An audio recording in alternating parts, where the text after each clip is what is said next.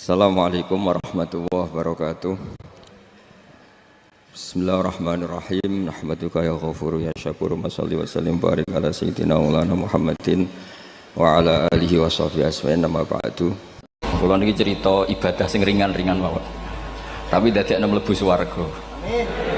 Terus kula badhe cerita siji mazhab Hasan Sadzili. Terus Hasan Sadzili niku thariqah sing dianut Gus Wafi.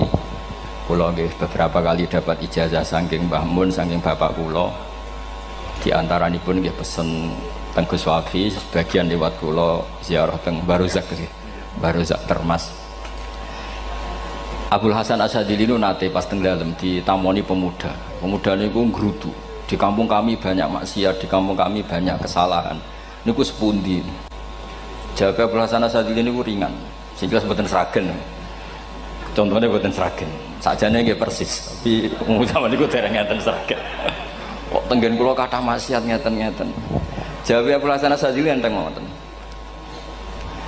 Man ahabba alla yu'sawaha fi ardi alla yu'sawahu fi ardi faqad ahabba alla tadhara maghfiratuh wa alla tadhara syafaatuhu sallallahu alaihi wasallam. Dadi wong bayangno donya ora ana salah iku padha karo ora kepengin roh ghafure Allah Subhanahu wa ta'ala. Mulane mazhab Sadzili paling bandel, ngurusi wong bandel paling bandel nggih mazhab Sadzili. Ngger kiai Sadzili iku ora umate macam-macam. Mulane teng Indonesia niku kepenak, sing ketunan putih seneng nabi, sing ireng nggih seneng nabi, sing ora ketunan nggih seneng nabi. Mulane setan ku bingung. Nyongkone sing seneng nabi keturunan putih tok, sing seneng keturunan ireng ya seneng nabi, sing ora ketunan ya seneng nabi, sing lakenan ya seneng nabi. Jadi kelompok itu kathah sangat. Ini penting kalau aturaken mergi madhab Sadzili niku pancen dados pembanding madhab Sayyid Abdul Al-Haddad. Madhab Abdul Hasan Asyadzili niku sing paling masyhur diriwayataken dening Shahibul Hikam. Mergi Ibnu Athaillah As-Sakandari muridé Abdul Abbas Al-Mursi, Abdul Abbas Al-Mursi muridé Abdul Hasan sinten Asyadzili. Niku madhab ingkang bener-bener jadi pembanding. Mergi teng bab husnudzon niku beliau itu pakar. Orang itu bisa yarjuwa hawal yaumil akhir. Orang itu bener-bener dibikin nyaman mbek Allah mbek Rasul. Misalnya ngeten, sampean sowan Allah iku kudu arep-arep disangoni. Kena arep disangoni berarti nganggep Allah iku medhit. Mulane tomak niku penting. Tapi mbek pangeran aja mbek wong, tapi mbek pangeran mbek. Dados limangka yarjuwa hawal yaumil akhir. Riyen niku zaman kula alit. Niku anggere ana santri lunga iku sanggu sak umbalan. Mergo yakin kiai iku nyangoni. Lho diyakini nyangoni iku keren, berarti diyakini lomo. Lha kok yakin mlebu neraka, berarti nganggep Allah gak Rahman Rahim. Mulane yakin mlebu napa? Swarga. Mau modal urun maulid sak dirham ora urun malah entuk. Terus niki rontok-rontok salah tapi semoga-moga itu sepura pangeran. Nggih wau. Nak sampean bener niku sifat ghafuri Allah nganggur, nggih. Kerhane efektif ana sing salah. Mulane wonten cerita wonten tiyang teng multazam donga ya Allah kula paringi mboten nate salah. Niku jawabe pangeran fa'ina adhu ghufra. Wong ora tau salah sifat ghafur iku nganggur. Niki cerita sing sampean aja niru kula. Niki cerita ilmu. Niku mazhab Abdul Hasan apa? Asyadzili. Benten madhabe Sayyid Abdul Al-Haddad itu jalure khauf. Jadi dosa gede apa cilik? Ora ana gede ora ana cilik. Ki aja delok sing mbok dosani, aja delok dosane tapi delok sing mbok dosani iku sapa. Misale Gus Wafi ngutus santri teng mriki, "Cung, tukokno rokok." Rokok itu barang makruh misal. Mestinya kan santri oleh bantah, niki kiai ku piye to barang makruh kok kon nuku. Tapi masalahnya kan arah dituruti ya gelo tenan. Jadi ojo delok kongkonane itu penting ra penting, tapi mukhalafah itu sababul fir. Misalnya kados kula niki teng mriki kan wonten botol minuman. Cung pindah rene itu kan barang sepele. Terus sampean takok urgensinya apa ya harus dipindah. Iku santri mangkelno to ora? Ya wis dipindah wae, pokoke sing penting nurut iku cara pandang Sayyid Abdul Al-Haddad. Ki aja geman bantah pangeran senajan to perintahe sepele. Piye-piye mukhalafah ngono iku jenenge Nah cara Abdul Hasan Asyadzili nggih boten barang gede mbek cilik kudu ana bedane. Wong ana kabair ana saghair. Mosok WA janda beda mbek goncekno ya kudu beda. Wong WA tok kok padha mbek napa? goncekno iku kudu beda, kudu ana sawair, kudu ana napa? Kabair. Tapi cara Sayyid Abdul Haddad mboten delok sing mbok maksiati iku sapa. Sehingga khazanah kita niki penuh dengan ilmu. Mulane terus wonten bab ijtihad. Ijtihad niku ruangannya luas sekali. Ya kula bolak-balik nyontokno. Kula sakniki kan jare wong akeh kiai gedhe. Jare wong akeh kula niku kiai gedhe. Nek diundang manakipan tangga yo bingung.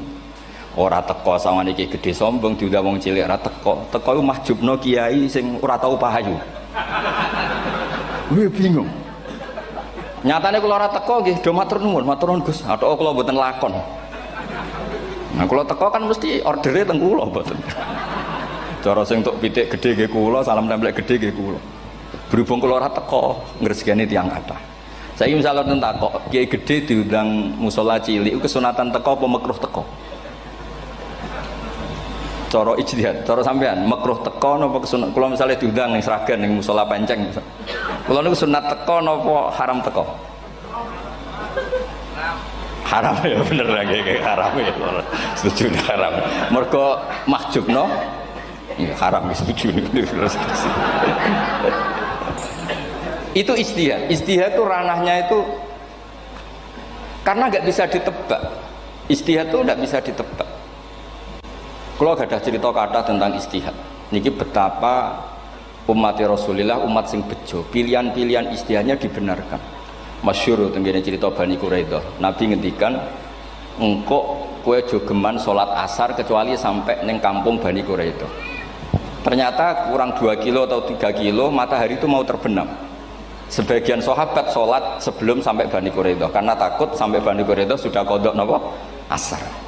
Sebagian tetap sholat di Bani Quraidah meskipun sudah kodok asar. Ketika lapor Nabi semuanya dibenarkan. Semenjak itu ada pintu sing darani pintu nopo ijtihad. Mulane kula bolak-balik cerita. Wonten kiai nak tangkok, "Cung kowe ngaji wek sapa? Ngaji kalian tiang niki." Kiaimu tau nangis mboten? Lereni ngaji wek kiai ra iso nangis, berarti atine atos. Nak Abdul Hasan Asadi takok, "Cung kowe ngaji wek kiai sapa? Kiai fulan." Tau guyu mboten nate, lereni. Kiai ra iso syukur mbok jeni. Kiai ra iso syukur kok mbok jeni. Karena itu masalah ijtihad. Nggih masalah napa? Ijtihad. Ijtihad itu polanya enggak jelas. Wonten kiai ora gelem mulang wedok nggih kathah, alasane wedi fitnah. Wong pancen iman pas-pasan mawon nembe wong ayu ya bingung. Tapi nak diwalik, nak kiai ora gelem mulang wong wedok, terus sing mulang wong fasik, to aliran sesat iku ya repot. Kowe ngrasa paling gak sesat. Ya sudah seperti itu masalah-masalah napa? Ijtihad. Nah, kalau tak cerita saat ini balik cerita tentang Burda. Burda nu nak ngelem Kanjeng Nabi. Niku pancen dielmoni tenan. Kalau niku Burda berjanji tiba niku setengah hafal. Pancen riyen mbah kula buyut-buyut kula niku pesene ken hafal tiba, hafal berjanji, hafal Burda. Wis mboten ngengken ngapal loh, tapi karena sering baca akhirnya hafal. Kalau beri beberapa contoh, ngelem niku nak mboten dielmoni itu kualitasnya ada bagus. Tapi kalau dielmoni itu kualitasnya bagus. Kalau beri contoh begini. Saya itu kalau pidato atau khutbah atau ngaji, apalah terserah istilah jenengan atau ceramah. Biasanya kalau seneng istilah ngaji, niku mesti ikuti sing gampang mawon. Wa ala alihi wa sahbi ajmain. Ajmain itu kalimatun fariqah bainana wa bainasyiah. Fa innana nukrimu jami'as sahabah. Ajmain itu kalimatun fariqah, kalimat pembeda. Kita ahli sunnah wal jamaah akramu jami'as sahabah. Ada kelompok sing akromu sahabian wa ahanu sahabian akhir. Sehingga ajmain itu harus kita baca. Itu karena itu kalimatun fariqah, kalimat pembeda. Kata-katanya hanya ajmain.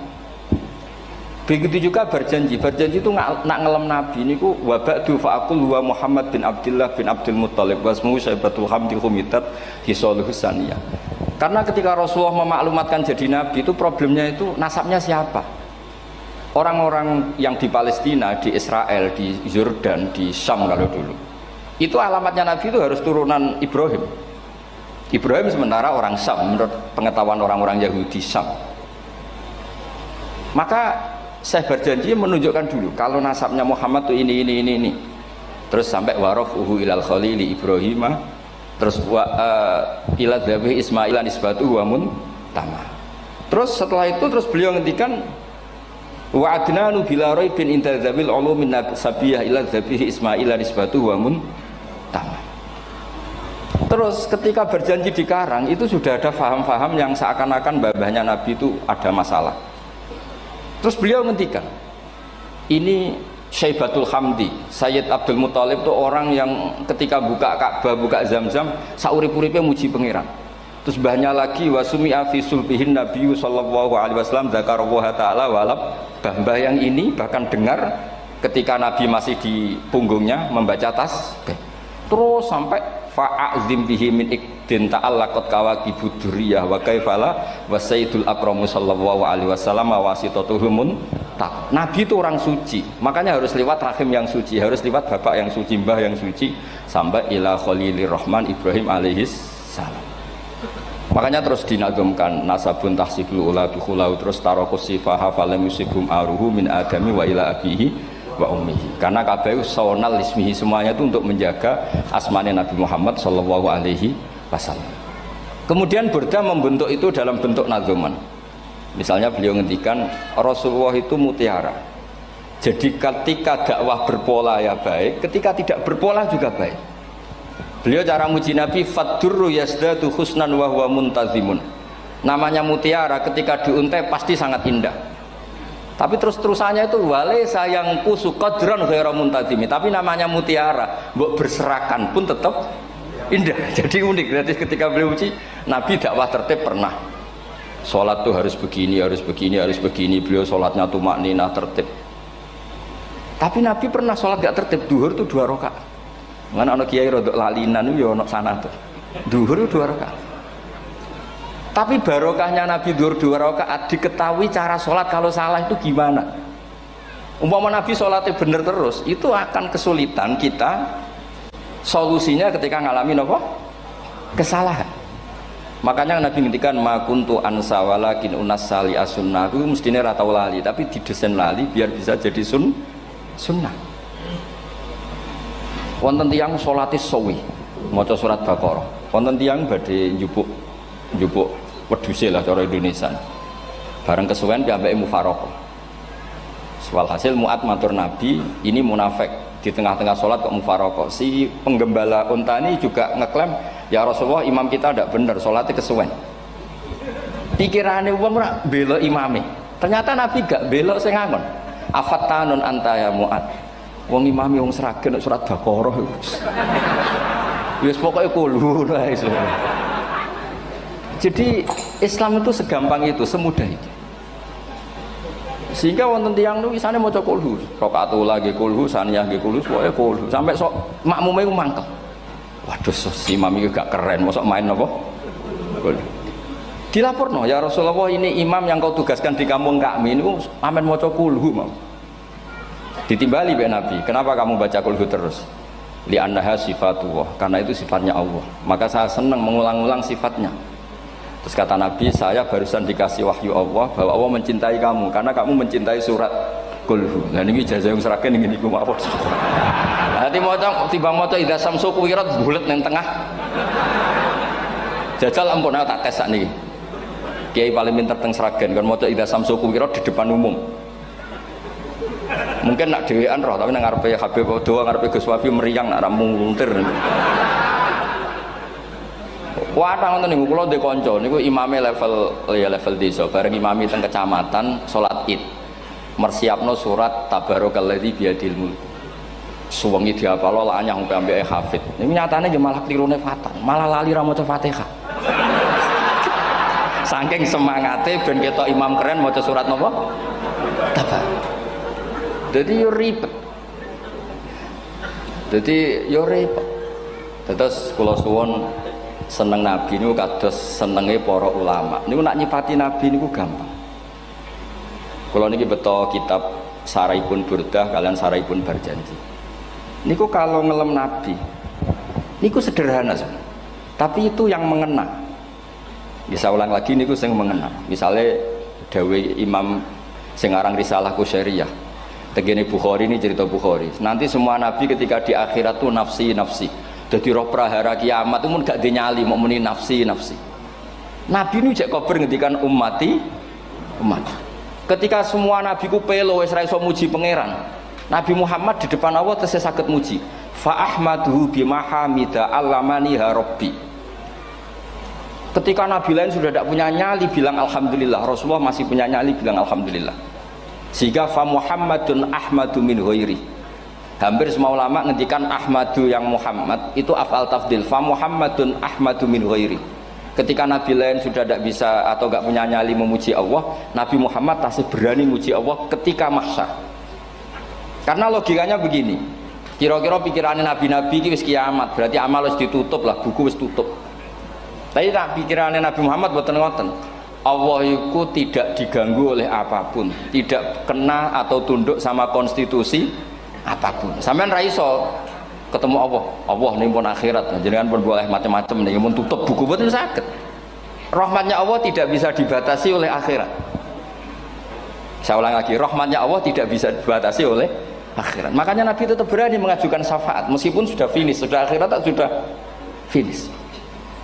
Sehingga Nabi muji-muji Allah, akhirnya Allah ngendikan ya Muhammad irfa' ra'sak wasal tu'tah wasfa'tu syafa'.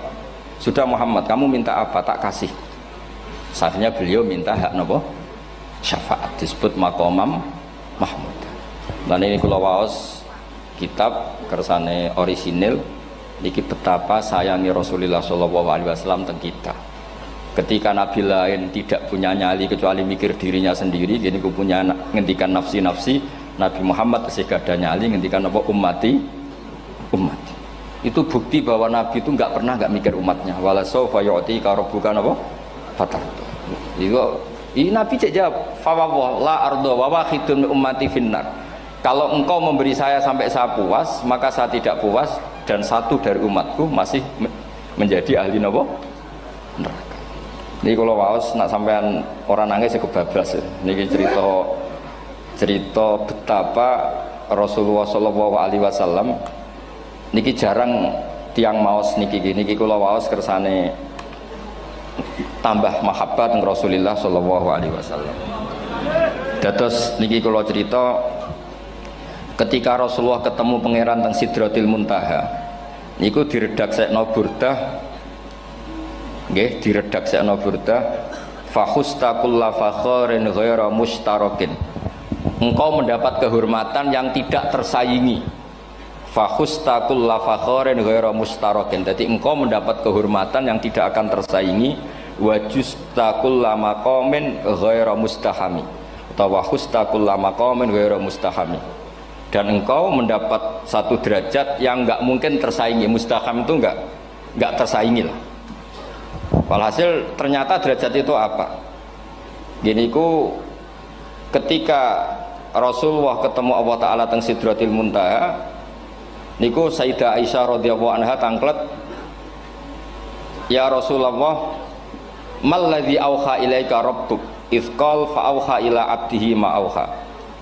Qala ya Aisyah aturidina anta alami ma la ya'lamuhu Jibril wala Mikail wala nabiyyun mursalun wala malakun muqarrabun.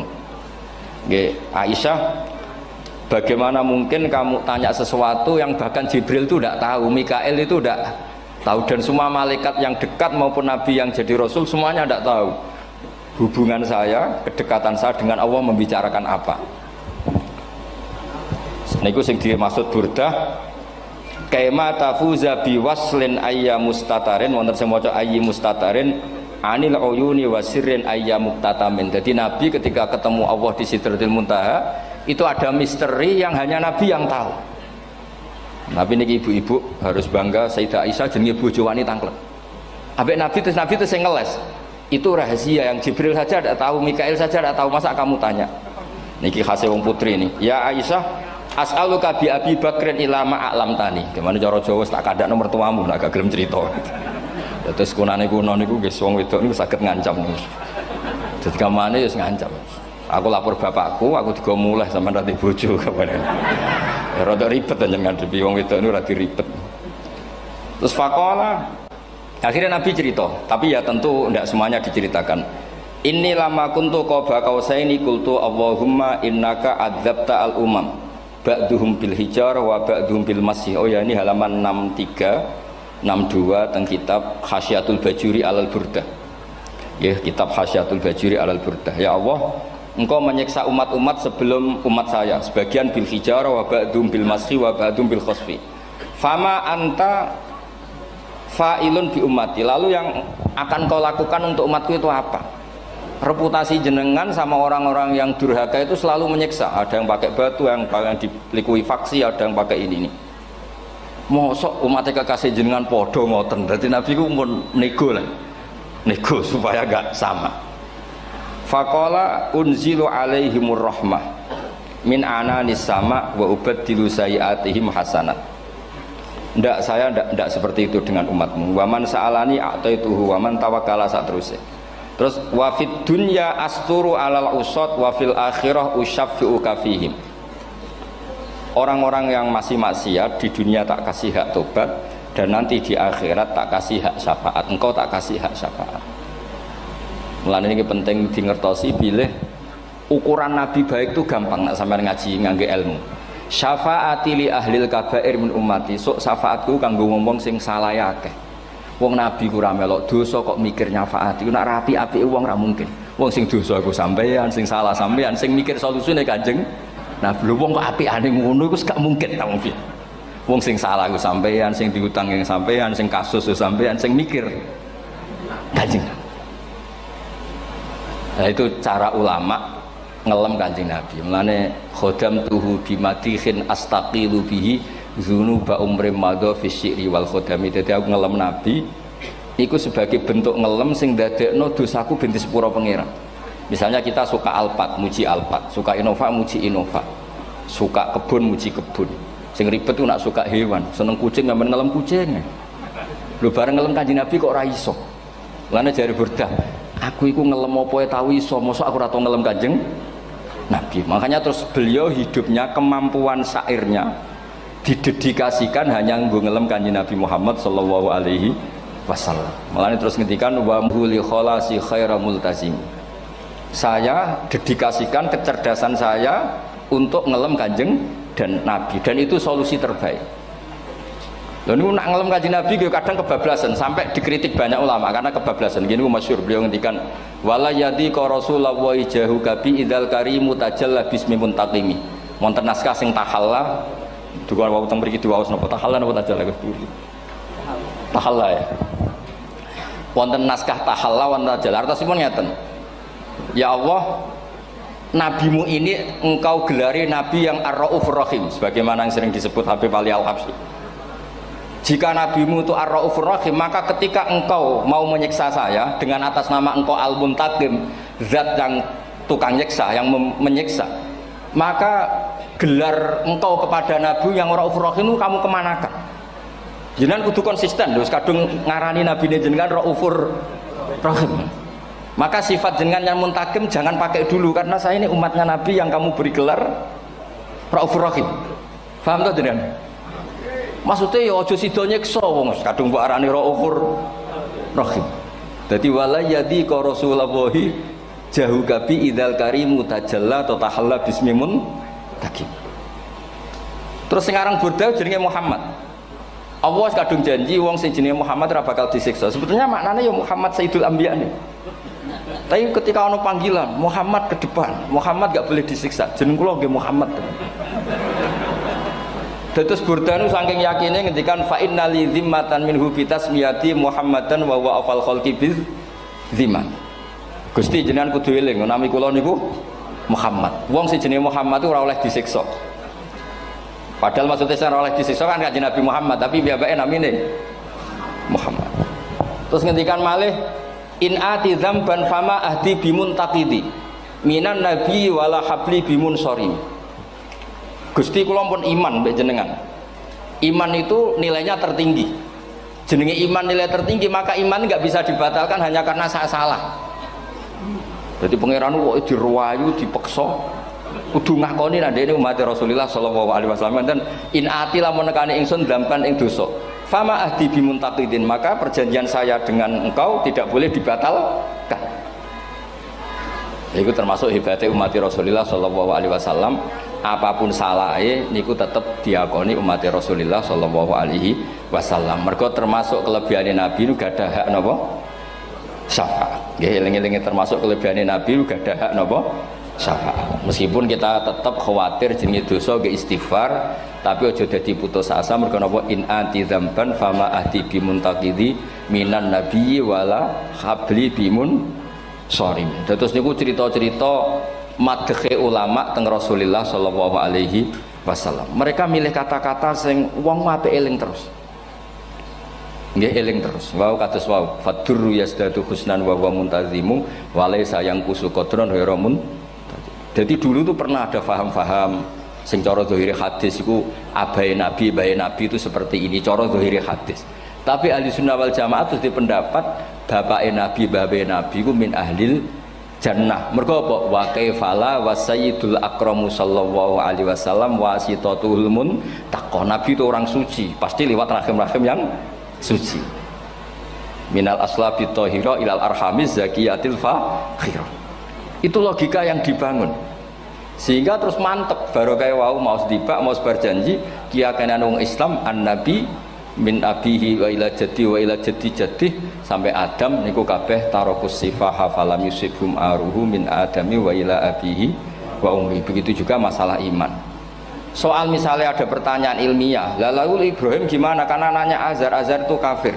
Zaman ada Nur Rasulullah sallallahu alaihi wasallam, Azar belum kafir. Setelah intikal ke Ibrahim baru Azar kafir. Atau ada yang menjawab istilah abun di situ itu majaz. Sebetulnya Azar bukan bapak kandung tapi apa? Paman. Selalu ada jawaban ilmiah dari ulama-ulama ahli sunnah wal jamaah. Tapi kalau pesen teng jenengan sementing niku mau dibak berjanji napa bodan ada 1-2 bait yang jenengan tahu maknanya. Sehingga nanti kualitas mahabbah kita, kualitas kecintaan kita pada Rasulullah sallallahu alaihi wasallam niku tambah. Misalnya ngeten, kula kan nekuni tafsir ya. Ada ayat rubama yawaddul ladzina kafaru law kanu muslimin. Niku hampir semua mufassir konsensus sepakat jeng ben nek wong Islam mlebu neraka. Niku sampean kudu ndonga, nek mlebu neraka muga-muga jejer wong kafir sing kecangkeman. Niku dinyek. Jarene iman nekani mau oleh jutene neraka padha wae aku. Apa meneh misalnya sampean hafal Quran jejer wong sing hafal jare kapit kok ora mlebu napa neraka. Kudu ana sing ngenyek. Mergo Allah nu tersinggung sak wis ana wong sing napa ngenyek. Akhirnya Allah tersinggung. Niku sing diceritakno tiba. Wa izzati wa jalali la ja'altu man akhlasa li bisyahadati kaman kadzdzaba bi. Adkhiluhumul jannata bi rahmati. Ora iso wong dekne tauhid apapun salahe wong dekne ndek tauhid ora ngarah dadi ahli neraka selawase kaya wong kafir. La ja'altu ora bakal gawe sapa ingsun man akhlasa li bisyahadah orang yang tauhidnya benar kamang kadzdzaba bi sebagaimana orang yang tidak bertauhid sama saya. Adkhiluhumul jannata bi rahmati. Padahal Allah dilapuri malaikat, malaikatnya kira diprovokatif. Malaikatnya lapure wajadnahum asrafu ala anfusihim wajadna amalahum minadz-dzunubi ka'amsalil jibal. Jare pangeran wis timbang seputi Gusti, wanane salah tok. Reputasine salah tok. Ghairu annahum yasyaduna alla ilaha illallah wa anna muhammadar. Niku jawabe pangeran wa izzati wa jalali la ja'altu man akhlasoli kamang kadzdzaba bi adkhiluhumul jannata bi rahmati. Nah, lafat-lafat seperti ini kita akan punya harapan ketika ndelok umat sing carane iman tesih blepotan, carane salat cek blepotan, carane zakat cek blepotan. Kita selalu punya harapan barokahnya iman, barokahnya mahabbah ning Rasulullah sallallahu alaihi wasallam, mereka tambah hari tambah baik. Jangan beragama yang tidak punya harapan, karena agama ini bagi yang punya harapan. Dimangka yarjuwa wal yaumal akhir, bukan yang tidak punya harapan. Wong Kanjeng Nabi sekaruan Nabi orang terbaik dilarani wong Taif, disiksa wong Mekah. Niku malaikat usul kula siksane ya Rasulullah karena mereka menghina kekasih Allah. Mereka ada iman. Nabi masih punya harapan. Mungkin mereka ada iman.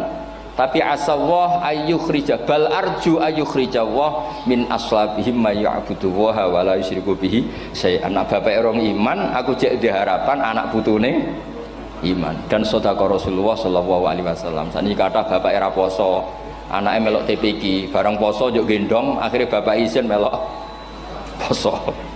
Bapaknya maca Quran ra tau. Bapaknya nekani wisuda anake hafid. Mulane bapaknya ora kena dibentuk, ya arep-arep napa? Anake.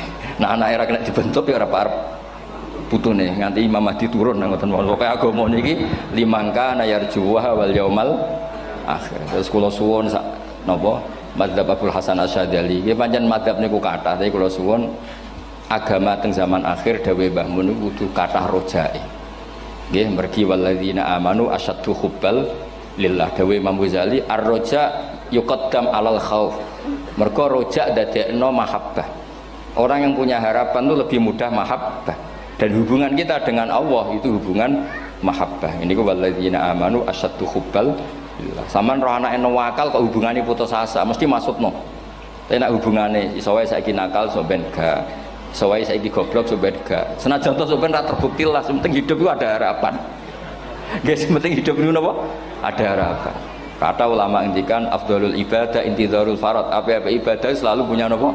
Harapan. Terus Indonesia yang seperti ini kita berharap akan lebih baik, akan lebih baik. Wong cilik kula niku sing jilbaban mau keluarga ketok. Sakniki kathah tiyang napa? Jilbaban. Cilik kula tiyang salat di masjid nggih mboten serame sekarang.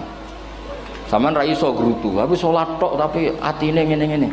Wah ya ribet nak ngoten sampeyan nyoal ideal nggih ribet. Pira-pira gelem napa? Pira-pira purun napa? Salat purun teng masjid. Sampeyan ndak usah memaksa ideal, wong kita ndak pernah napa? Ideal.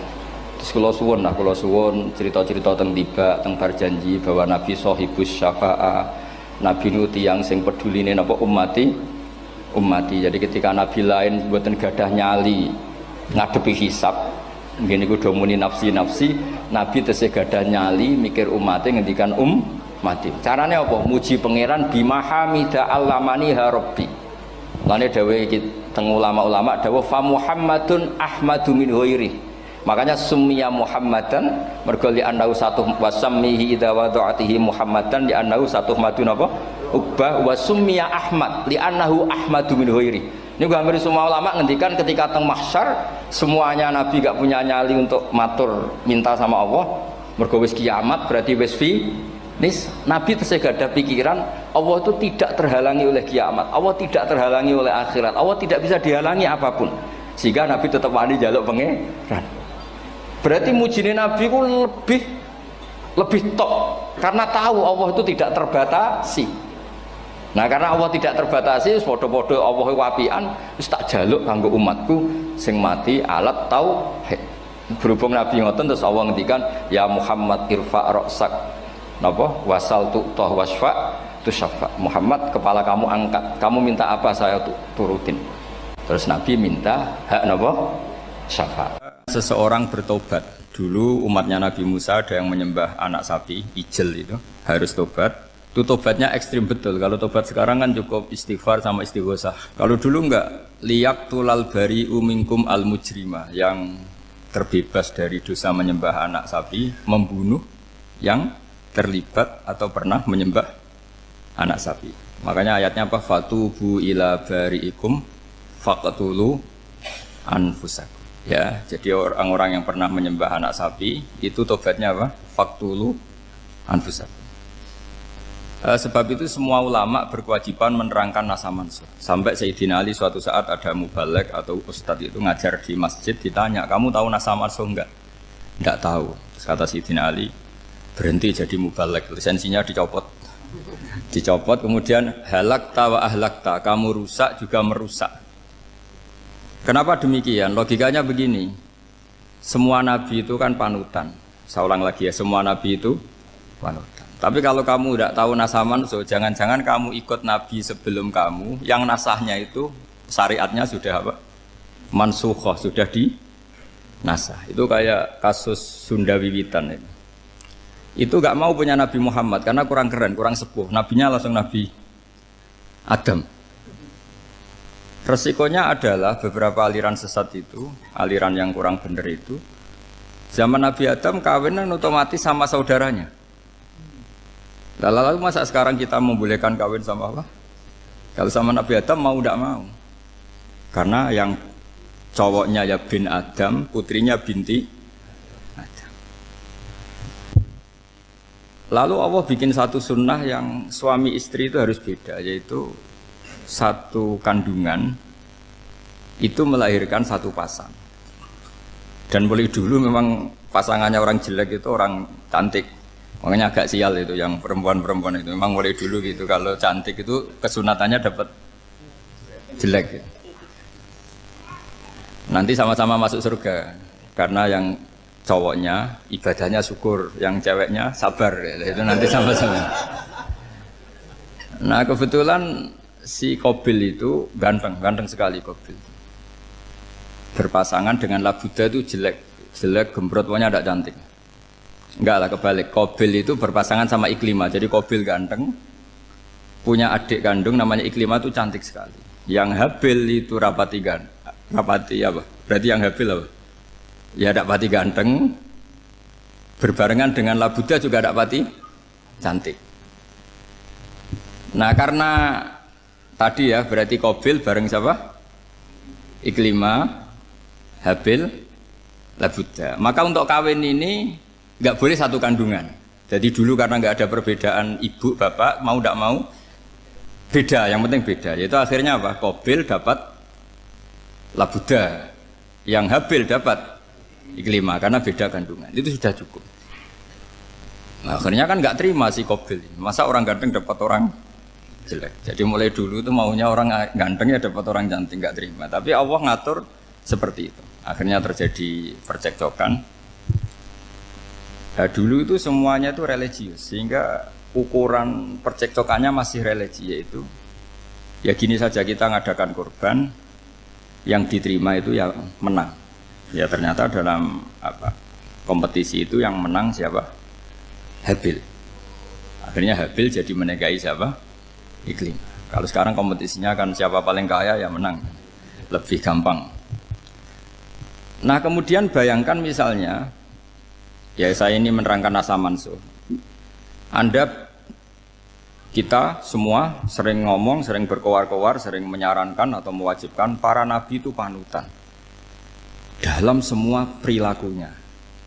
Ternyata ada beberapa perilaku yang sudah dinasah atau dihapus ketentuannya oleh syariatnya Rasulullah Shallallahu Alaihi Wasallam. Maka mengenali nasah mansuh itu keharusan dalam ulumul Quran. Ya, makanya Allah mengatakan apa? Manansah min ayatin au nunsiha pasti na'ti bi khairim minha au misli. Jadi saya nerangkan nasah mansuh itu dua sesi. Satu sesi antar nabi, dua di internal syariatnya apa? Nabi. Sekali saja hari ini tok, sudah setelah itu anggap pinter sudah. Kalau sudah jangan tanya lagi. Nah, ada beberapa lagi syariat yang masalah metode. Dulu Nabi Nuh itu dibolehkan oleh Allah saking mangkelnya sama orang kafir. Saya ulang lagi, orang kafir itu kan biadab sekali, nempat buminya Allah, makan rezekinya Allah, kemudian mengkafirkan Allah. Pikirannya Nabi Nuh, orang biadab gini nggak layak hidup, itu pikirannya Nabi Nuh. Kalau dia pakai militer, tidak punya militer, ya pakai langit akhirnya. Pakai kekuatan langit, beliau berdoa, Rabbi la tazar alal ardi minal kafirina dayyaro. Innaka intazarhum yudillu ibadaka wala yalidu illa fajirong kafar. Ya Allah, mereka ini orang-orang kafir. Padahal pakai bumi engkau, pakai rezeki engkau. Matikan semua saja.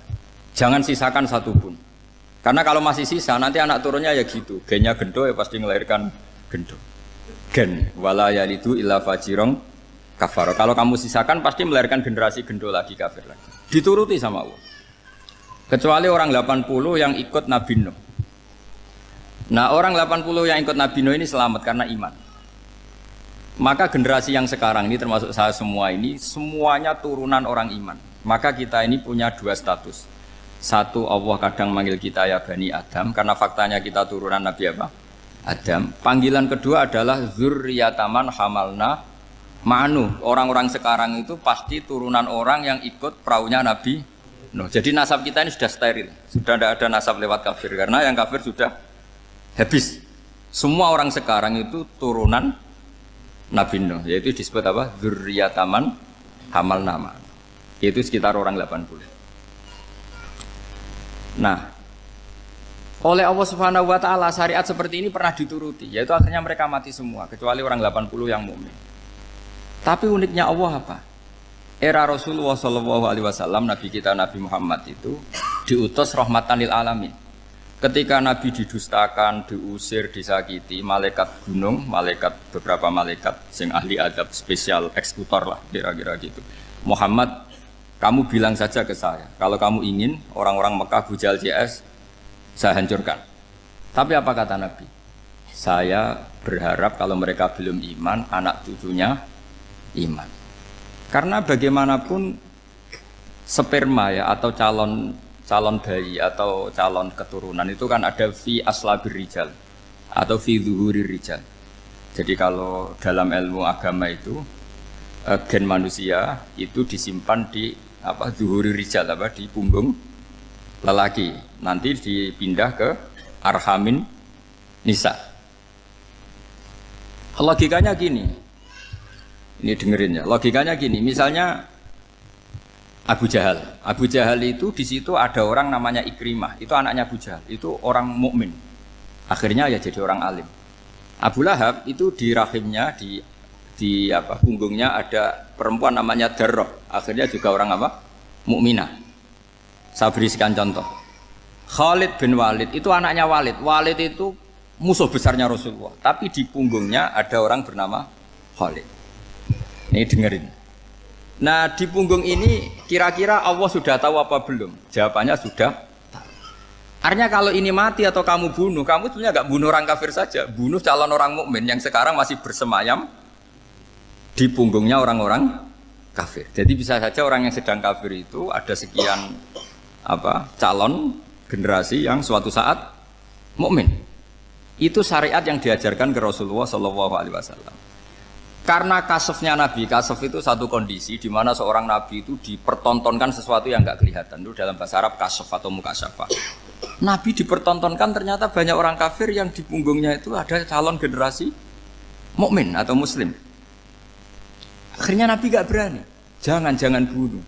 Mungkin bapaknya ada iman tapi anaknya iman. Betul, Abu Jahal punya anak Ikrimah, Abu Lahab punya anak Darrah, Walid punya anak siapa? Khalid. Itu mirip seperti kita, bapak era sholat, anak ETPK sholat, akhirnya bapak katut sholat. Banyak enggak di Indonesia, bapaknya tidak bisa baca Quran, anaknya hafid. Nah, itu kalau bapaknya kamu habis, tidak ada yang meselin. Makanya biarkan hidup saja.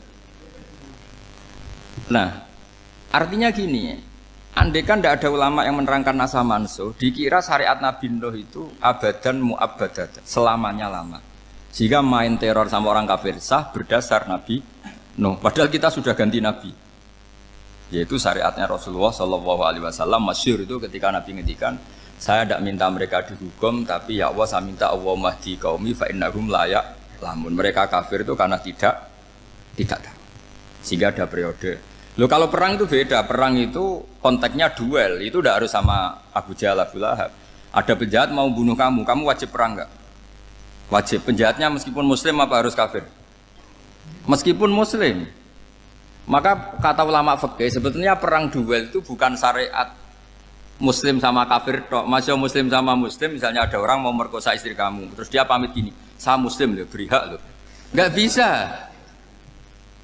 Saya penjahat loh, muslim. Jadi kamu enggak boleh merangin saya, ngelawan saya. Saya kan muslim. Enggak bisa, tetap harus dilawan. Makanya kata ulama-ulama fikih, pertarungan sama musuh itu tidak harus sama orang kafir. Orang muslim pun yang mengganggu kehormatan kita, misalnya mau merkosa istri Anda, itu harus dilawan. Makanya Nabi ngendikan mangkutila duna mali fahuwa syahid, mangkutila duna harimi fahuwa syahid. Orang yang mati karena membela kehormatan keluarganya atau hartanya, maka dia mati syahid. Dan penjahat yang mati ini muhaddarun damu, diabaikan sehingga enggak kena kisos, membunuhnya enggak kena. Misalnya ada penjahat mau bunuh kamu duel menang. Kamu enggak kena kisos karena ini muhaddarun damu, diabaikan kehormatannya. Padahal dia muslim, apa? Muslim. Ini perlu. Jadi ini mengaji ini agak jelimet tapi gampang. Kan kalau paham enggak paham selesai, jadi yang enggak baca selesai itu. Sehingga kalau enggak ada nasa mansuh, maka orang selalu berpikir, pokoknya yang penting ikut Nabi. Lah itu bahayanya kalau Anda tidak tahu detail, jangan-jangan syariat yang kamu ikuti itu syariat yang sudah berstatus mansukhoh, telah dicabut. Dan itu banyak. Makanya kata Sayyidina Ali ketika ada orang ngajar gak tahu nasa mansuh, halakta wa ahlakta, kamu rusak dan merusak orang lain. Seperti tadi pernah ada kawin itu satu turunan, yaitu era Nabi Adam. Masa kita sekarang kawin sama satu turunan, kan gak mungkin. Ya kan, pernah ada membumi hanguskan orang kafir, yaitu syariatnya Nabi Nuh. Itu dihapus oleh syariatnya Nabi Ibrahim dulu. Yaitu Nabi Ibrahim menghentikan apa? Faman tabi'ani fa innahu minni wa man asani fa innaka ghafurur rahim. Ya, kalau orang ikut saya ya Allah ya pasti golongan saya. Kalau yang masih maksiat, masih balelo, saya berharap engkau ampuni. Akhirnya banyak orang kafir tobat. Coba era Rasulullah itu semua orang kafir Mekah itu kafir. Nabi belum wafat. Itu sudah ada 114.000 mukmin semua. Jadi Nabi menangi mayoritas orang menjadi mukmin dari mayoritas kafir, yaitu disebut wara'aitan nasa yadkhuluna fi dinillahi afwaja.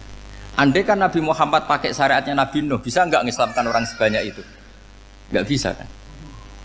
Maka ini penting mengenali nasah mansukh. Jadi periode cara wong Jawa maksud no tuntas. Robila tadzar itu, pasot tuntas itu, menghabisi itu habis di periode Nabi siapa? No, syariat itu sudah enggak dipakai lagi. Yang dipakai apa? Faman tabi'ani fa innahu minni wa man asani fa innaka ghafurur rahim. Lah Nabi Muhammad ini nabi yang kena khitab anit tabi' millata Ibrahim hanifah. Jadi masternya Nabi Muhammad itu mentornya Nabi Ibrahim. Sehingga syariatnya ya faman tabi'ani fa innahu minni wa man asani fa innaka ghafurur rahim. Tidak syariat Rabbila tadzar alal ardi minal kafirina daya. Jelas ya. Jadi mengenali nasa mansukh itu penting sekali karena kalau enggak Anda halakta wa ahlakta, kamu merusak diri kamu sendiri juga merusak orang lain karena menfatwakan hukum yang sebetulnya sudah berstatus mansukh. Hanya berdasar itu kan syariatnya nabi-nabi dulu. Syariat yang apa? Syariat yang enggak pernah terhapus hanya satu, usuluddin, yaitu tauhid, itu sama. Tapi kalau syariat itu beda-beda atau furu'iyah itu beda-beda. Itu tadi saya beri contoh era Nabi dulu kalau ada pakaian najis dipotong, dibuang. Era Nabi Muhammad dicuci. Orang kafir dihabisi oleh langit. Era Nabi Muhammad enggak boleh, bahkan didoakan Allahumma hdi qaumi fa innahum la ya'lamun. Di Qur'annya apa? Wa in ahadum minal musyrikin astajaraka fa'jirhu hatta yasma'a kalam Allah summa ablihu makmana. Jadi kalau ada orang kafir enggak boleh main dihabisin, mereka beri peluang untuk mengkaji kitab Allah. Hatta yasma'a kalam Allah. Kalau mereka sudah berpeluang ngaji, harus summa ablihu makmana, harus dijamin keamanan. Ya, karena apa? Dzalika bi annahum qaumul la ya'lamun. Bagaimanapun mereka memang karena tidak tahu. Nah, kenapa tidak tahu? Enggak. Karena tadi mereka tertutup oleh kultur yang beratus-ratus tahun. Mbah-mbahnya mereka menyembah batu, menyembah berhala. Ya tahunya itu ya Tuhan. Bagaimana Anda bisa menjelaskan sesuatu yang sudah beratus-ratus tahun kan tidak gampang. Maka ada periode dimaklumi, apa? Kalau era sampean kan, mosok waktu disembah saking gobloknya orang, kamu lahir kan sudah nyembah Allah, tidak nyembah batu. Bayangkan kalau kamu jadi mereka. Wong perut kamu saja disuruh makan pizza sakit kok, karena saking lamanya makan sambal kan gitu. Kamu bilang perempuan Indonesia saja cantik kok, saking lamanya jadi orang Indonesia. Padahal orang Indonesia tanyakan orang Eropa, cantiknya di mana? Kamu lahir di Afrika, bilang orang Afrika itu cantik, tanyakan orang Eropa, cantiknya di mana? Hitam gitu kok. Jadi orang itu pasti terkooptasi oleh sekelilingnya. Orang Afrika akan bilang wanita Afrika itu cantik. Coba tanyakan orang Eropa, cantik apa enggak? Belas. Orang Eropa yang kulitnya gitu kata orang Eropa indah, kata sampean. Koyok anaknya kebo katanya kulitnya. Jadi orang itu akan terkooptasi oleh sekelilingnya. Bayangkan kalau semua orang nyembah berhala terus kamu ndak, alasan kamu apa? Kan menentang mayoritas. Dan itu berat. Maka dimaklumi oleh Allah, dzalika bi annahum qaumul la ya'lamun fi manah panyeruarah. Nah, pemakluman ini yang mulai sekarang terkikis. Orang main pukul saja enggak mau ngaji. Enggak mau ngaji Quran secara kafah. Jadi fatwanya Islam kafah tapi ngajinya Quran enggak kafah. Ngambil 1-2 potongan ayat dipakai dalil. Jadi Islamnya inginnya kafah tapi ngajinya Quran enggak. Kalau kafah ya hafal 30 juz itu. Kalau mau ya, kalau mau kafah ya hafal berapa? 30 juz. Makanya saya sering bilang, saya sering dinasihati orang karena belum tahu saya ini hafal Quran. Bapak harusnya Islam itu kafah. Kata saya ya dimulai dari konsep Islam itu kafah dulu, apa ya hafal Quran secara kafah. Jadi ini penting saya utarakan. Bahaya sekali orang mengenali Islam tanpa mengenali nasah Mansuh. Karena beberapa syariat Nabi sebelum kita itu berstatus mansuh. Terus contoh berikutnya, ini nasah mansuh antar Nabi apa khusus internal Nabi? Antar Nabi aja agak selesai nih sampai subuh aja agak selesai. Contoh yang paling keren mungkin cowok semua senang. Nabi Dawud dulu istrinya berapa? 99. Nah itu kalau masih halal itu kan berarti jenengan tuh punya istri berapa? Wah itu kan ngeri betul. Punya satu aja repotnya gitu apalagi berapa? Punya 99. Terus kamu bilang gini, ini kan syariatnya Nabi Dawud, Nabi kan bisa diikuti. Pernah ada periode di mana seperti itu boleh. Jadi makanya mau tidak mau ngenali nasah mansuh itu harus. Kalau ndak ya kamu masih berkeyakinan boleh beristri berapa? Nah ini penting saya utarakan. Makanya Sayyidina Ali itu kalau ngetes calon mubalek, kira-kira kalau Kemenak dulu inginnya apa? Sertifikasi apa? Mubalek. Itu tanyanya gitu. Ta'rifun an-nassa wal mansuh, kamu apa tahu nasa mansuh? La. Jawabnya Sayyidina Ali, halak tahu ahlak tahu. Kamu orang yang rusak. Karena tadi takutnya ada syariat yang sudah mansuh dipakai. Itu tadi misalnya kita ini tidak umatnya Nabi Nuh, tapi pakai syariat Robbila tadar alal ardi minal kafirina. Terus ketiga begini, misteri manusia itu. Dan ini kita tidak pernah tahu sampai kiamat, tapi ini ilmu harus kita diskusikan.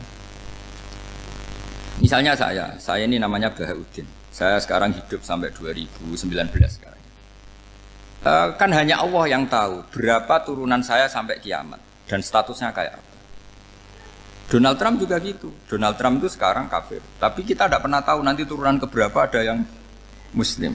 Lah turunan yang calon Muslim ini diletakkan di mana kita tidak tahu. Yang jelas kalau kamu bunuh itu katut itu.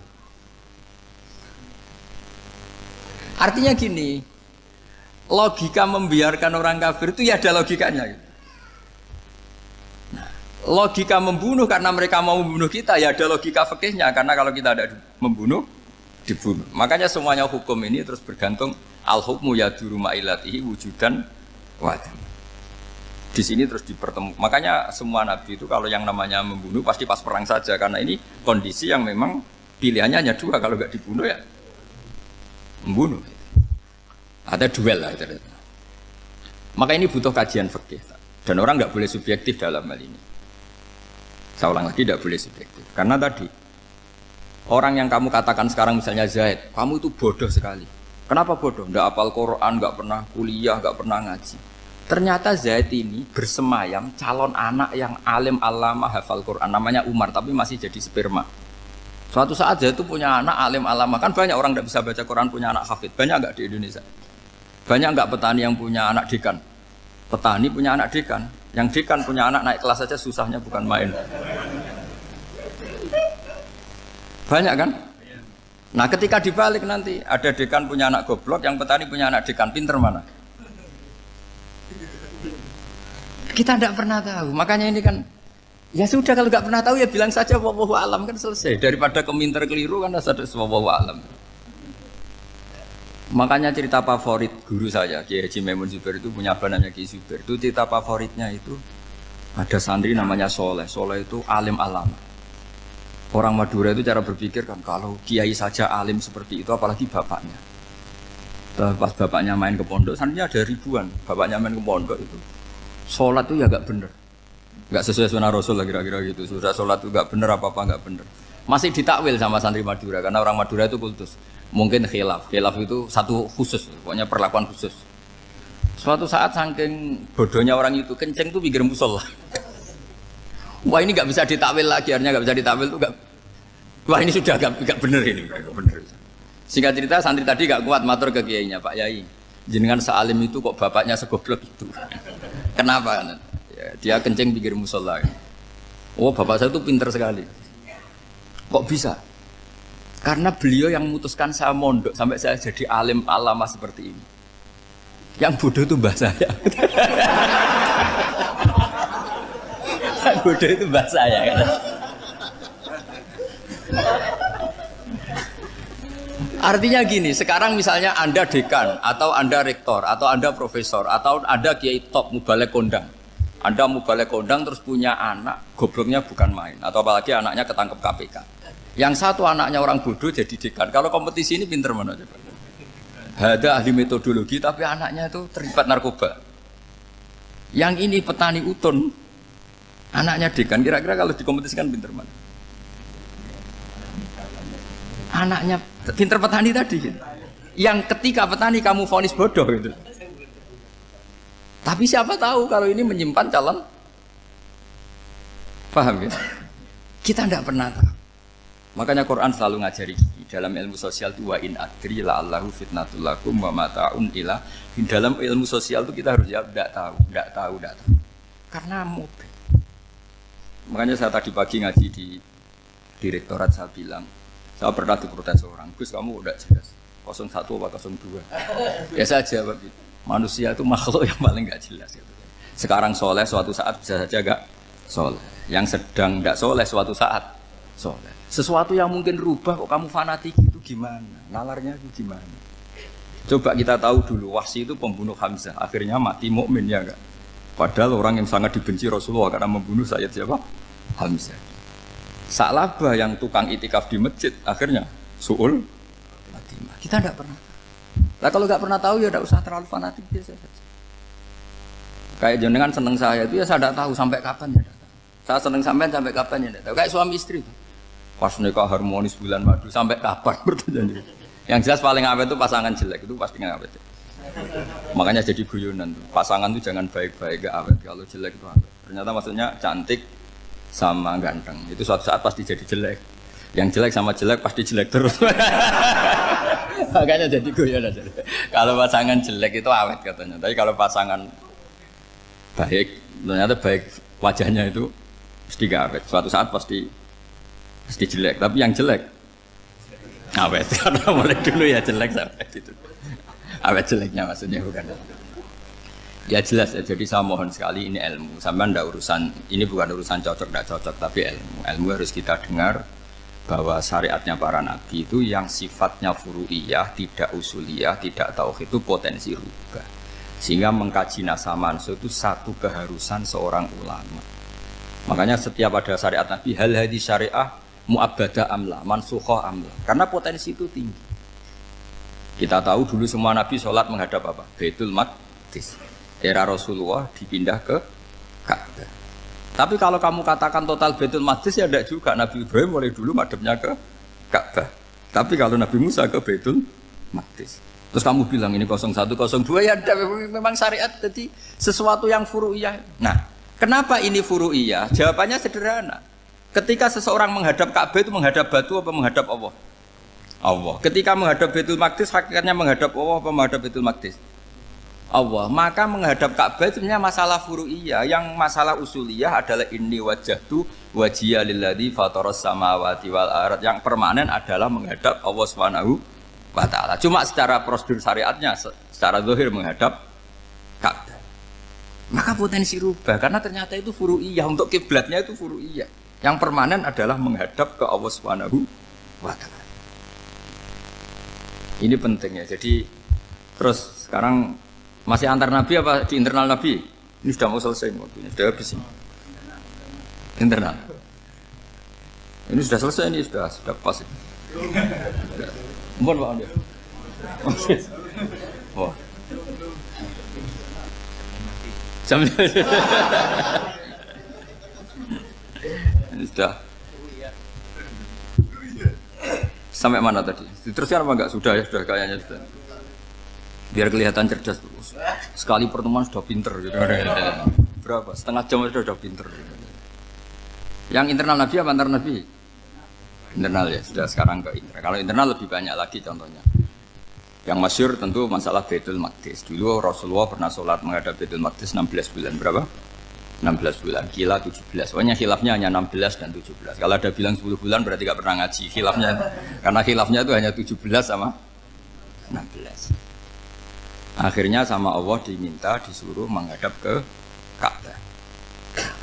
Saya ulang lagi, itu tetap masalah antar nabi sebetulnya. Begini, Makom itu kalau dalam bahasa Arab bukan kuburan. Kalau di Indonesia kan makomnya Sunan Bonang itu kan kuburan. Kalau makom dalam bahasa Arab itu sesuatu yang pernah dipakai singgah itu namanya apa? Makom. Lalu Rasulullah itu pertama di Medina itu madhep Baitul Maqdis itu 16 bulan. Orang Yahudi senangnya bukan main. Sampai mereka bilang gini, Muhammad tuh gaya-gaya nantok punya agama baru. Tapi kiblatnya ikut kita. Baguslah anak itu katanya. Masih tahu diri katanya. Bagus katanya itu masih tahu diri. Jadi senangnya bukan main orang Yahudi. Karena kiblatnya Muhammad sama dengan mereka. Ya tentu mereka jangkar Muhammad, bukan Sayyidina Muhammad atau Rasul Muhammad karena mereka masih gak iman. Nabi itu ya agak tersiksa karena beliau secara gen turunan Nabi Ibrahim dan kiblatnya Ibrahim itu Ka'bah. Agak tersiksa tapi sami'na wa ata'na tetap madhab ke Baitul Maqdis berapa? 16 bulan. Suatu saat Nabi Muhammad itu disuruh madhab Ka'bah. Ini dengerin. Akhirnya madhab ke Ka'bah. Apa yang terjadi? Orang Yahudi komentar gini, Muhammad itu gimana? Dia di perantauan, rindu sama keluarganya. Terus rindunya itu diaplikasikan jadi perilaku agama. Jadi dia madhab Ka'bah dianggap kangen. Kayak saya kan orang Rembang. Rembang itu apanya Jogja? Timurnya apa-apanya?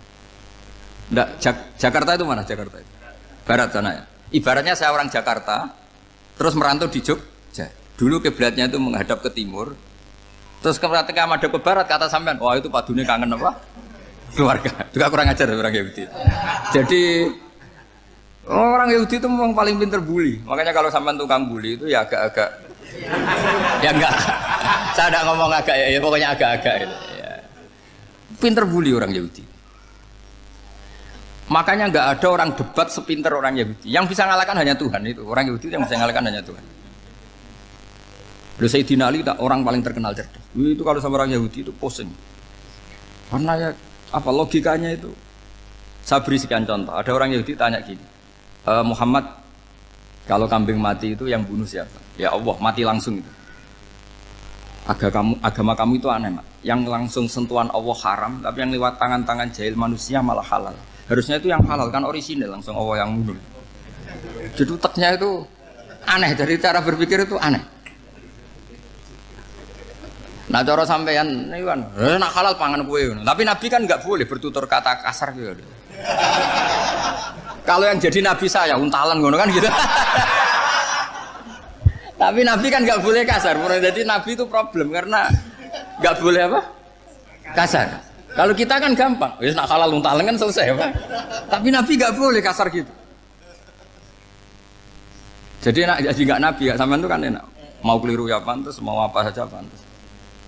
Karena kan nggak panutan. Kalau Nabi nggak bisa meluruskan kebenaran itu harus tetap sesuai akhlak. Ya jadi agak kerepotan. Makanya punya Umar alhamdulillah ada yang nggak perlu aturan gitu. Jadi enak. Jadi ya itu memang aturannya harus itu. Coba Nabi itu perang tapi nggak boleh bunuh. Kayak apa susahnya? Beliau jadi sasaran tembak tapi nggak boleh bunuh.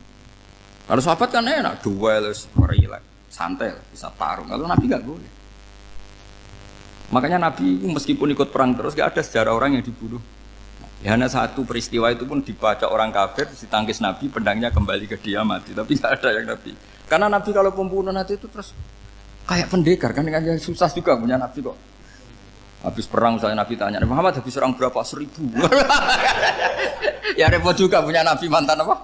Pembunuh, meskipun yang dibunuh orang kafir, tapi kan kayak apa ya? Fitrah manusia itu akan menolak kepemimpinan orang yang gitulah pokoknya nggak bisa diterangkan itu. Makanya Nabi itu nggak pernah bunuh, meskipun kayak apa musuhnya, tapi nggak pernah bunuh.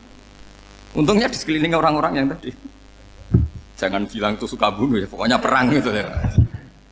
Perang dengan bunuh itu beda loh. Ya. Kalau perang itu fair apa? Fair. Sampai mana tadi? Nabi Ibrahim ya. Tadi.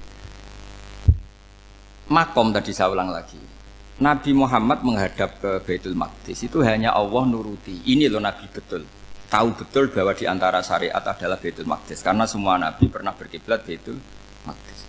Tapi Nabi ketika menghadap ke Ka'bah, Nabi juga dibilangin sama Allah. Ini loh syariat yang benar karena Ka'bah juga kiblat sing a'taku, lebih tua ketimbang Baitul Maqdis. Maka disebut Ka'bah Atiqah. Ilal Baitil Atiq. Kalau Quran bahasakan Ka'bah apa? Wal yatawafu bil Baitil Atiq. Atiq itu tua sekali. Ya sudah. Ketika berstatus tua itu orang Yahudi seneng, mergo roh kelirune Muhammad. Mereka nantang, Muhammad ayo debat terbuka. Nabi rawuh. Bagaimana Anda bilang Ka'bah itu kiblat tertua? Wong Ka'bah itu pertama yang menghadap sana itu ya kamu. Semua Nabi menghadapnya ke Baitul Maqdis. Terus Nabi Muhammad mulai berargumentasi ilmiah tadi. Enggak, Ka'bah itu kiblatnya Ibrahim. Jadi Ibrahim dulu itu yang mulai dulu kiblatnya itu di Ka'bah. Terus orang itu tanya, buktinya apa? Terus dijawab, fihi ayatum bayinatum maqam Ibrahim. Ternyata di situ ada jejak kakinya Nabi Ibrahim, yaitu batu yang diinjak beliau ketika bangun Ka'bah. Itu argumentasi ilmiah. Lah barang orang Yahudi kehilangan ilmu, itu gobloknya orang Yahudi. Makanya yang bisa mengalahkan Yahudi hanya Allah Subhanahu wa taala. Luang Ibrahim saja golongan kita, pengikut kita. Ibrahim itu pengikut Yahudi. Wah, itu Nabi mulai senyum-senyum, mulai tertawa-tawa. Wih, ku goblok orang terdidik. Karena itu ibaratnya kayak kamu bilang Soekarno itu pengagum Puan Maharani. Kira-kira seperti itu. Soekarno itu pengikut Puan.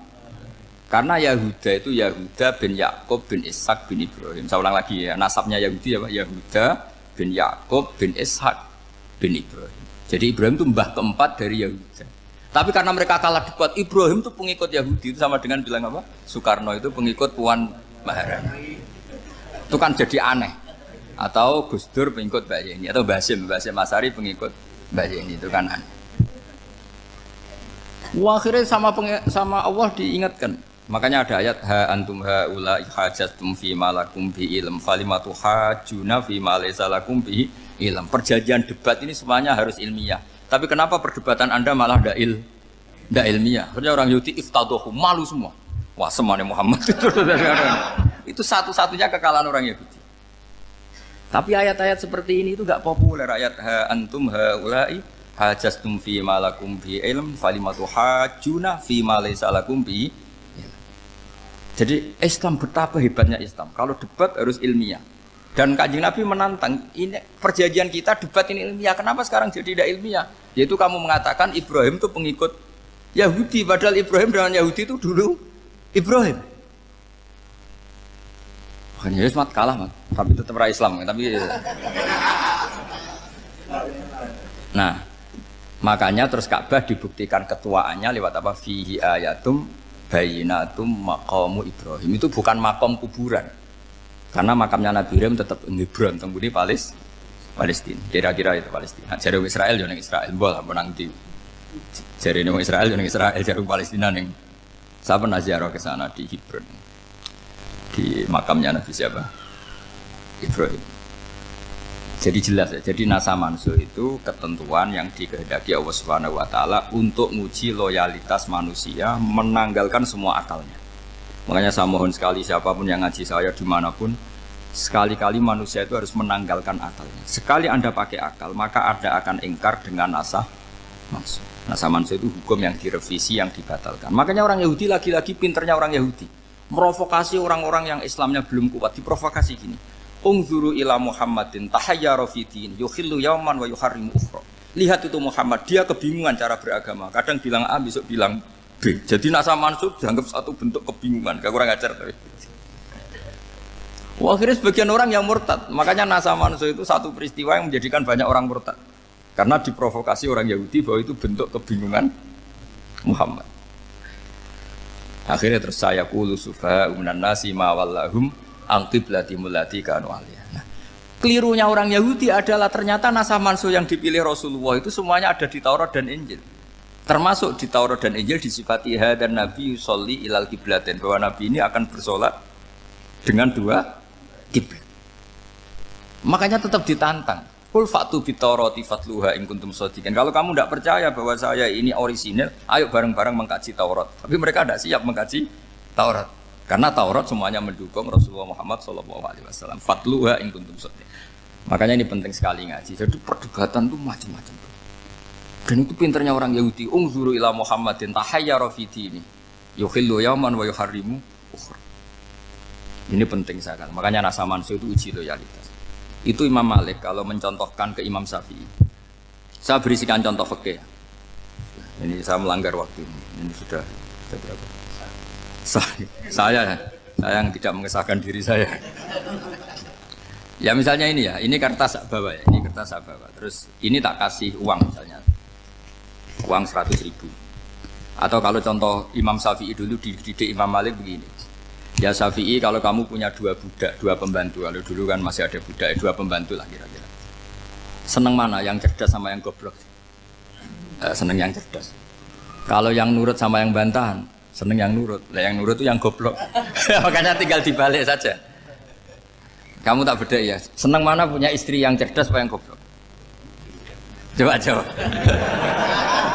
Atau ibu-ibu mbak-mbak ini, seneng mana punya suami yang cerdas atau yang goblok?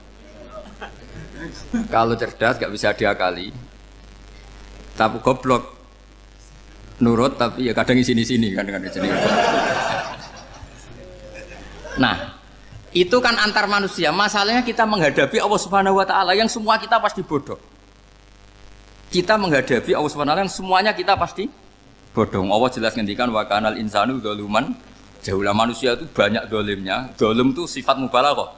Kalau orang dolim sekali dolim, kalau sering zalum, kalau jahil biasa jahil, kalau banget jahili jahul. Bahasa Arab kan gitu memang. Ghafir pengampun biasa, kalau ghafur selalu mengampuni. Syakir, makanya sifatnya Allah Taala ikut wazan faul semua. Ghafur, syakur, atau diikutkan wazan faal. Kalau goblok biasa jahil, goblok banget jahal kan itu. Kafir biasa kafir, kalau kafir banget kafar. Ya, jadi wazan balaghah itu bisa faal, bisa faul ya. Kafirin, kafar atau kafur. Paham ya? Malah kok malah ngaji nahwu. Ya tapi ini memang perangkatnya ya. Ini kan perang mau tidak mau. Makanya misalnya Allah tidak suka kulla kafarin banget kafir ya, Pak. Paham ya? Kulla khawanin banget khianate. Kalau khain khianat biasa, kalau khawan sering khianat. Lah manusia itu kata Allah apa? Zaluman. Wis banget dolime, banget bodoh. Itu kalau yang ngarang hikam mencontohkan tuh gini, manusia itu pas bener saja salah, apalagi pas salah. Jadi manusia itu kata Imam yang ngarang hikam itu, man itu kanat mahasinhu masawiyah, fakih fala takunu masawihi masawiyah. Ketika baik saja buruk, apalagi ketika buruk.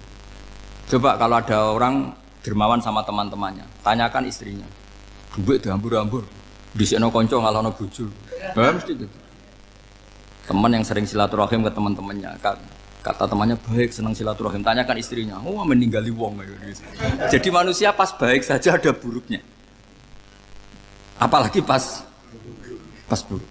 Makanya dulu bapak saya ngajarin saya istiqomah ya apik ya, tapi kadang-kadang nak keterusan itu ora istiqomah ngangkangi orang dia tidak punya kesempatan. Misalnya ada imam masjid ngimami terus sampai tua sampai mau mati, itu istiqomah apa tidak memberi peluang yang lain? Tidak jawab aja. Jadi itu manusia. Jadi pas baik saja buruk, apalagi pas buruk. Kayak saya gini di sini ngajar baik, tapi saya ada tidak sopannya harus di atas. Padahal banyak orang sepuh, ada Pak On, ada beberapa yang kan terpaksa nggak sopan. Tapi sama yang nyuruh, berarti sama yang dosa. Kemarin-kemarin saya minta di bawah supaya ganjaran saya utuh, ini gara-gara begini ganjaran saya ini agak terkredit apa terdebat itu karena itu. Saya teruskan. Jadi manusia itu punya sisi itu karena manusia itu dzalum dan apa jahul. Wa kanal insanu dzaluman. Problemnya ini ngadepi Allah yang selalu pinter, yang kita selalu bodoh.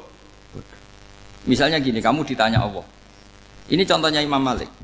Ikla hadi sokhroh fa inna tahtaha dhahaban. Coba bongkahan batu itu kamu angkat, di bawahnya ada emas. Lalu budak yang pinter berlogika, oh disuruh buka itu karena ada emas toh. Berlogika. Kalau budak yang goblok enggak, ya disuruh ya diangkat saja. Ada emas apa enggak karena perintah ya diangkat. Yang satu nurut karena perintah, yang satu nurut karena ada emas, ada sesuatu.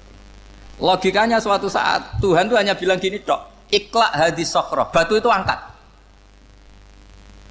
Yang nurut yang goblok permanen tadi kan langsung ngangkat.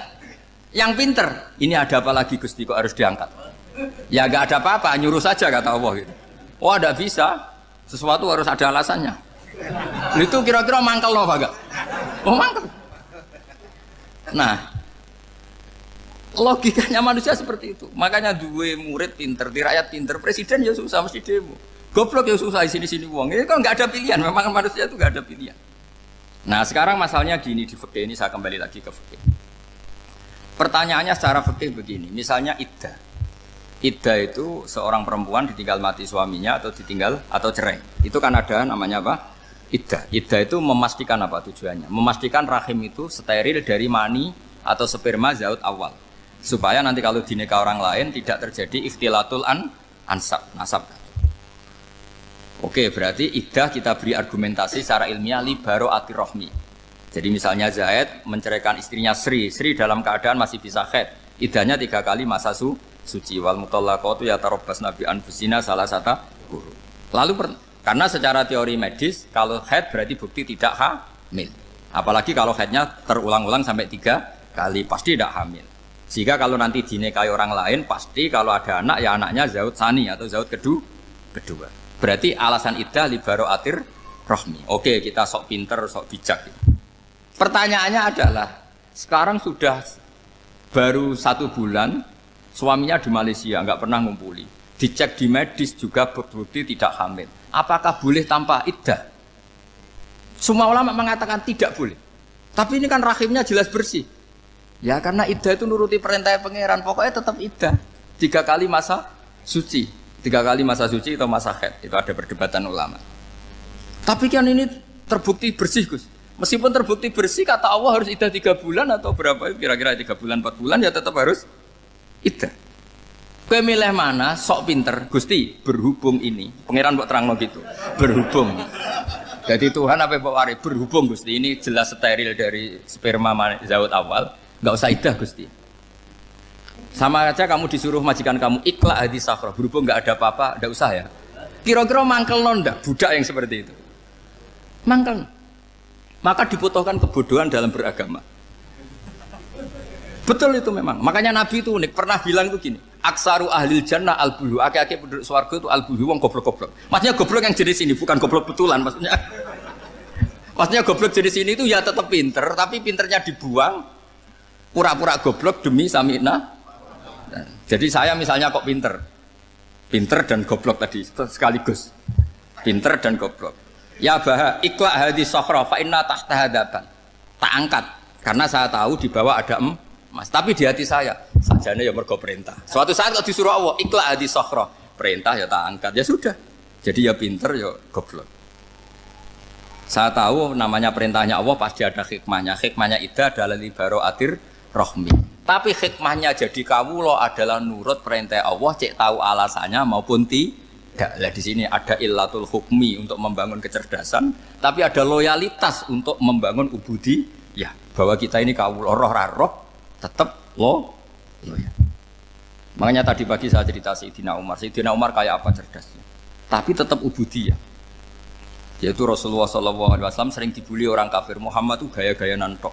Wong ora oleh nyembah berhala, ora oleh nyembah watu, jebule dekne nyembah Hajar Aswad. Karena dilihat dari jauh kan tetap nyium Hajar Aswad. Coba kalau kamu lihat dari jauh, kamu sujud dari jauh kan kayak sujud sama batu. Makanya Sayyidina Umar karena orang kafir masih cara berpikir gitu, tiap nyium Hajar Aswad itu komentar gedumel. Alim tu annaka hajarun la tadurru wa la tanfa. Walau la anni ra'aitu Rasulullah qabbalaka ma qabbaltuka. Aku roh nak ke watu, ya ramandoroti ramanfaati. Kalau saja saya tidak melihat Nabi nyium kamu, saya tidak sudi nyium kamu. Jadi tidak berdoa, doa mustajab itu tidak berutuh. Karena apa? Umar tahu ini masalah secara tauhid. Kalau saya doa depan Hajar Aswad nanti dikira syirik karena berdoa di depan batu. Tapi kalau saya tidak nyium, nyulayani sunnah Rasul, yaitu nyium Hajar, wis tengah-tengah nyium sambil gerutu, itu sudah kompromi. Ya nyium tapi gerutu. Kayak apa? Makanya ya cerdas tapi ya goblok tadi ya cerdas. Itu uniknya Rasulullah. Jadi muji orang pintar ya sudah langit. Tapi Nabi pernah dalam satu hadis mengatakan aksaru ahlil jannah al-bulhu. Aki-aki penduduk swarga itu orang bodoh. Artinya orang bodoh itu bukan bodoh betulan. Dia meninggalkan akalnya demi loyalitas ubudiyah. Nah, untuk menutup sesi ini terakhir betul tak tutup setelah ini selesai. Untuk menutup itu bukti begini, perang Badar itu perang yang nggak mungkin dimenangkan umat Islam karena orang kafir itu 1000 dengan pasukan full dengan peralatan perang full. Rasulullah itu tahun kedua Hijriah itu pasukannya hanya 313. Itu pun pedang itu untuk orang 5 itu hanya ada pedang 1. Jadi kalau mau dibaca orang sih Kang nyileh pedangnya aku. Itu kan nggak kebayang perang dalam keadaan seperti itu. Jadi mesti kalah, orang kok mungkin kalah mesti. Tapi Nabi tetap bilang saya ini disuruh Allah perang ya harus berangkat. Yaitu perang Badar. Kata para sahabat ya Rasulullah ini nggak masuk akal, sudah nggak usah perang ini nggak masuk akal, mau setor nyawa. Sudah gitu dadaan, nggak ada persiapan. Lucunya apa? Sahabat itu ketika Nabi tetap berangkat. La akhrujanna walau waqti. Nabi menginginkan saya tetap berangkat meskipun sendi. Setelah Nabi berangkat sekian meter, tuh sahabat ikut semua. Kata Nabi, lah kamu kok ikut? Ya ikut saja. Kata kamu mesti kalah. Ya anggap saja setor nyawa. Demi loyalitas pada jenengan. Itu makanya nggak ada periode sebaik periode sahabat. Tapi yang gerutunya jalan. Karena gerutu ini bawaan ilmiah. Makanya kita loyal sama presiden. Tapi yang nggak cocok ya gerutunya jalan. Tapi bawaan mencintai Indonesia tetap jaga stabilitas. Itu bawaan cinta Indonesia, bukan cinta pejabatnya kadang. Gerutunya jalan. Tapi bawaan loyal sama Indonesia tetap mengaku. Bawaan loyal sama Rasulullah tetap ikut perang. Bawaan akal karena nggak masuk akal ya gerutu. Dan itu uniknya Quran itu mengapresiasi itu dan dianggap nggak masalah. Saya bacakan ayatnya. Kama akhrajaka rabbuka min baitika bil haqq wa inna fariqam minal mu'minina lakarihun yujadilunaka fil haqqi ba'dama tabayyana ka'annama yusaquna ilal mauti wa hum yanzurun. Peristiwa Badar ada peristiwa kamu itu keluar untuk perang. Sahabat kamu ngikuti, tapi mereka lakarihun, nggak senang sebetulnya. Karena nggak masuk akal. Ya geremeng tapi ya derek.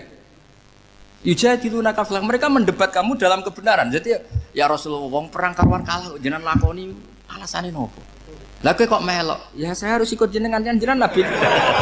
Itu unik. Kalau orang sekarang mana mau, kalau nggak masuk akal nggak mau melakukan. Coba misalnya istri kamu belajarnya dikurangi, anggap saja petualangan latihan hidup di masa lalu, nggak mau. Padahal petualangan itu hal yang indah. Petualangan itu kan hal yang indah, kan nggak mau? Oh ngirit aja alasan. Tapi lucunya kalau dijak camping bermiskin-miskin di hutan mau. Karena karpe dewe, tapi nak suami yang ngongkon.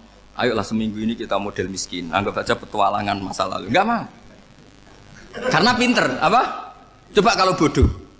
Ya ngono ya rapopo Mas. Tapi resikonya nak bodoh, pas kamu sakit ya dibiarin.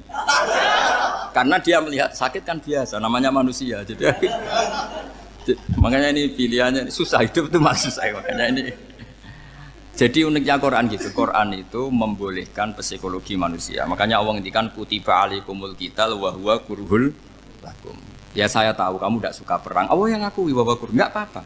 Tapi ketidaksenangan kita harus dilawan demi mengikuti Allah dan misalnya perempuan Allah juga gitu. Wa ashiruhunna bil ma'ruf.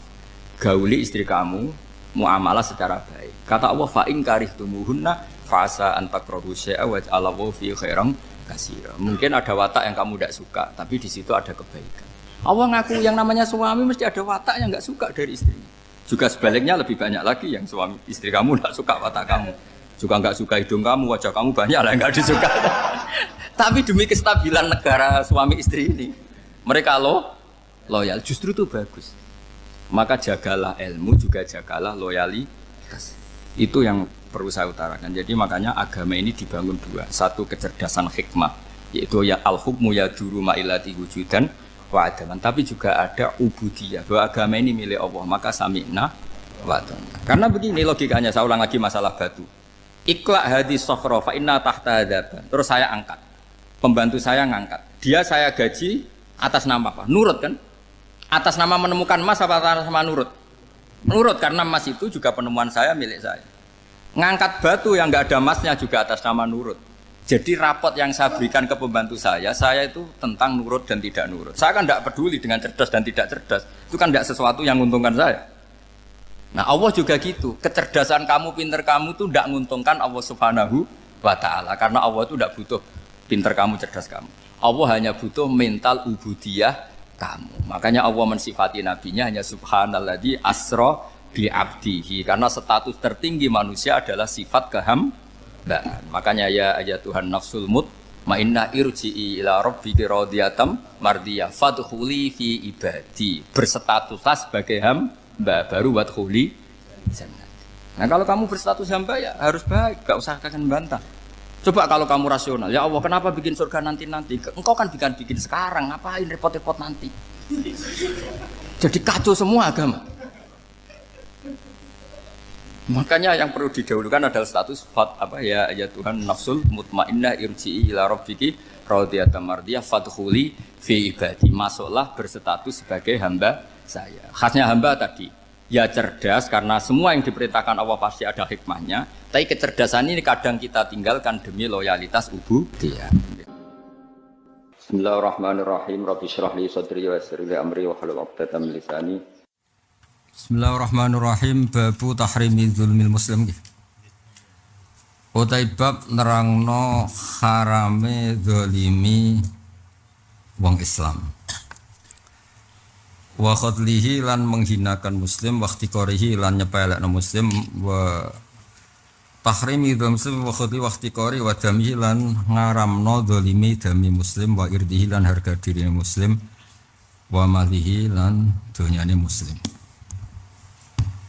Haddatsana Abdullah bin Maslamah bin Qanab qala haddatsana Dawud Ali bin Qaisin an Abi Sa'id maula Amir bin Quraish an Abi Hurairah qala Rasulullah sallallahu alaihi wasallam la tahasadu aja saling hasad sira kabeh wala tanajasu lan aja saling banjet sira kabeh.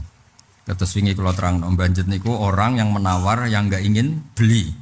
Tapi kong kali kong mbek baek supaya harganya napa? Naik. Wala tabaghadu lan aja saling benci sira kabeh wala tadabaru jaling ungkur-ungkuran sira kabeh. Wala yafilan aja adol sapa ba'dukum sebagian sira kabeh ala ba'i badin ing atase dagangan sing liya. Cek aja tuku cek aja adol sami niki kate ndelok konteke wa kunu lan ana sira kabeh ibadah wa ikhwana. Biar kula terangno secara fikih, rungokno sithik secara fikih. Ba' itu kan ada luzum, ada qoblal luzum. Apa contohnya lamaran itu gampang lamaran. Kowe seneng Sri terus mbok lamar. Urung jelas ditampa. Iku kowe oleh masuk, mergo urung jelas ditampa. Tapi nek jelas ditampa kowe masuk pembatal iku berarti masalah. Mergo umpama ora ngono berarti pelamar pertama mesti menang. Ana cawayu sing nglamar sik ben liyane tertutup. Tak baleni meneh. Jadi tidak boleh khidbah ala khidbati akhi itu sause diterima. Nah sebelum diterima kan cek pasar umum. Nah pasar umum tuh orang boleh komentar. Napa? Misalnya ada wong dilawar Hamdani kan mesti aku wah ada sokluk itu lama lala. Nah ana sing sugih, iki bener sugih tapi nabukan. Makanya termasuk sing oleh ngrasani iku wong lanang lamar cawe wedok iku komunitasnya oleh ngrasani karena ini bahaya ini. Makhluk itu masyhur kan ada perempuan dilamar orang namanya Abu Jaham sama Muawiyah. Sing Muawiyah boten Muawiyah sing Muawiyah iki dawuh Nabi amma Muawiyah fasokluk lam alalah kena gelem kere nduk ora apa-apa entuk cah iki. Tapi kirim karek nerusno. Tapi nek kowe entuk iki Abu Jaham iku sugih tapi nabukan. Nah, akhirnya terus diputusno ning kitab fikih oleh ngrasani termasuk apa? Ngrasani ne wong ning calon suami. Termasuk ngrasani kowe ya oleh mergo ya ngene iki kejadiane ngene.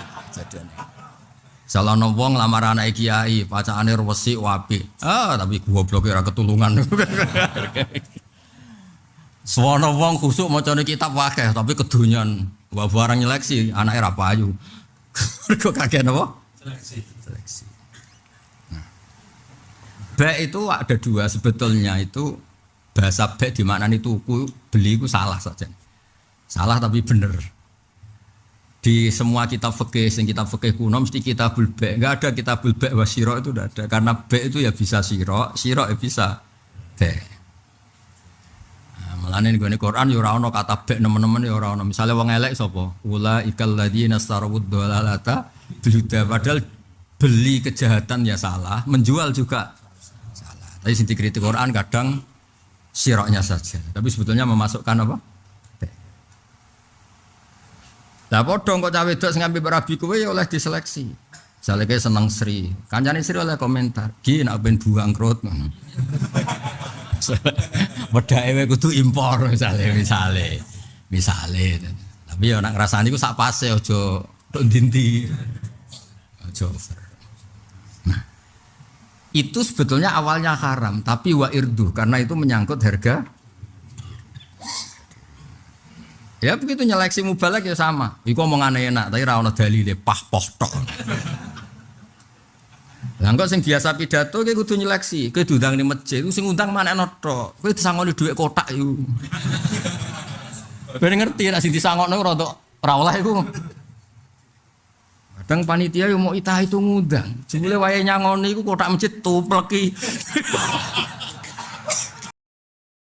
Alhamdulillah sudah mendengarkan nasihat agama dari guru kita Gus Ba tercinta bersama channel Yuk Ngaji Gus Ba. Semoga berkah barokah untuk semuanya. Jangan lupa like, komen, dan subscribe. Sekian, terima kasih. Assalamualaikum warahmatullahi wabarakatuh.